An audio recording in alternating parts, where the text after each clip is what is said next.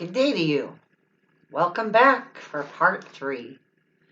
If you haven't subscribed yet, please do. It's free. The more subscribers, the more YouTube will share these videos with others, possibly even around the world. Yep. Series 2, Episode 1, The Breath of God. It is so very good to be back after a 5-week break of an unexpected health intermission. I hope you are doing well and that the Lord has blessed you in a variety of ways. We are in His hands, moment by moment, day by day. Each breath, each one He bestows and blesses us with. We left off in our last episode in the book of Job, Job 12:10. See if I can get back into the routine. Okay, Job 12:10. In His hand is the life of every creature and the breath of all mankind.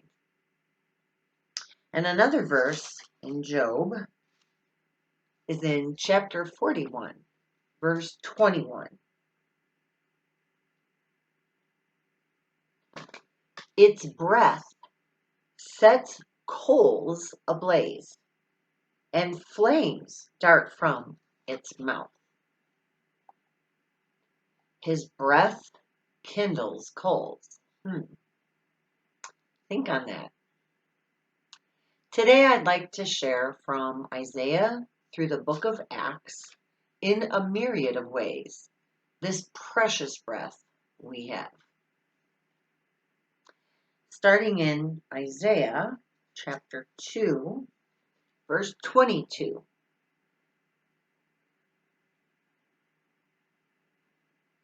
Stop trusting in mere humans who have but a breath in their nostrils. Why hold them in esteem? The meaning of this is that man's life is frail and perishable as a breath. Similar to what Job chapter 7, verse 7 told us, remember? O God, that my life is but a breath. My encouragement, back into the routines, yes, for this is to seek the Lord and read His Word and build your relationship with Him all the time. Trust in Him as He directs your steps on your path. Moving into Jeremiah,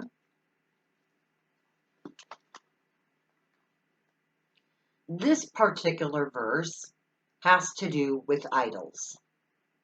Many believe idols are only statues, but there are other kinds. The depth of them depends on you.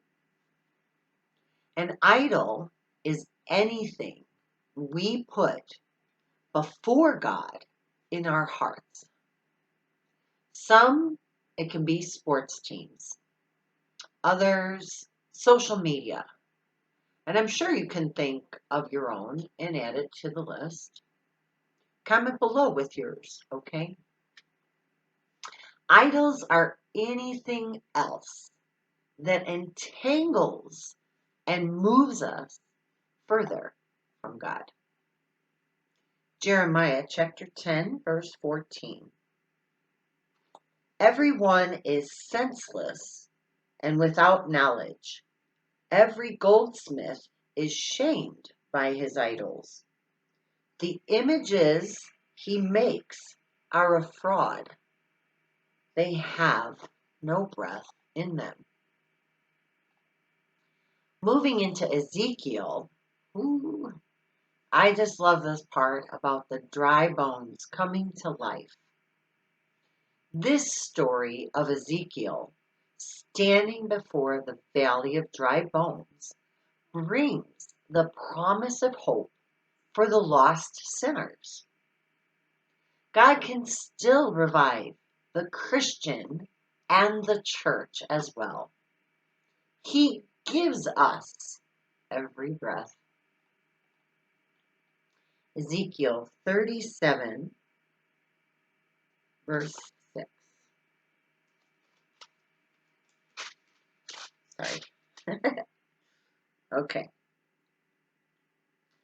I will attach tendons to you and make flesh come upon you and cover you with skin. I will put breath in you and you will come to life. Then you will know that I am the Lord. This goes on to say that Ezekiel prophesied and bones came together while he was prophesying. Next, he saw tendons and flesh appear on them, but there was no breath in them. But reading into verses 9 and 10, our God put breath into them. They came to life. They stood on their feet, and it was a vast army. I'm not sure if you've heard the song by Elevation Worship called Rattle. So I'll put a link in the description below, which sums up the miracle of the story I'm sharing in Ezekiel. Again, it's found in Ezekiel chapter 37. Another verse on idols is in Habakkuk. Some people say Habakkuk, but I'll say Habakkuk today. Chapter 2, verse 19. And this one comes with a strong warning. Woe to him who says to wood, come to life, or to lifeless stone, wake up. Can it give guidance? It is covered with gold and silver. There is no breath in it. To sum this up, we need to be mindful of what we give our time to and make sure we move away from things that take us away from God. If you're now into something that has entangled you, flee from it. Draw nearer to God. Moving onward. In the book of Acts,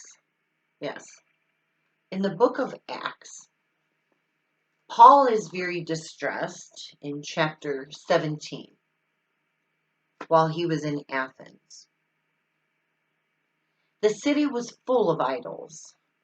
In verses 16 to 34, you would greatly benefit from reading this. Paul was in the synagogue with Jews and God-fearing Greeks, reasoning with them. He was in the marketplace to anyone who was there, reasoning with them day by day. He addresses this very strongly in a meeting in verse 22.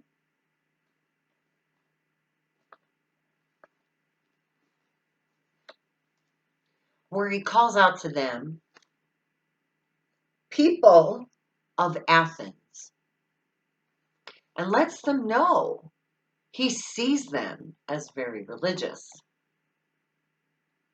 The verse to share is Acts chapter 17, verse 25.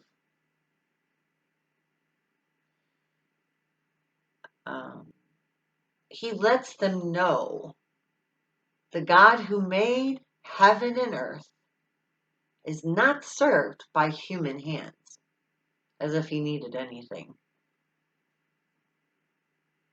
Rather, he himself gives everyone life and breath and everything else. Hopefully you have learned about the power of each and every breath we take. Think of the design God created for you and me in just breathing. Live your days taking as many of them and as deeply at times too. Part 4 will be the last on this topic, but it will be eye-awakening. So come on back.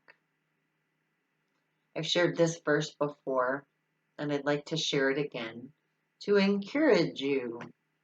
And may this be a song you sing.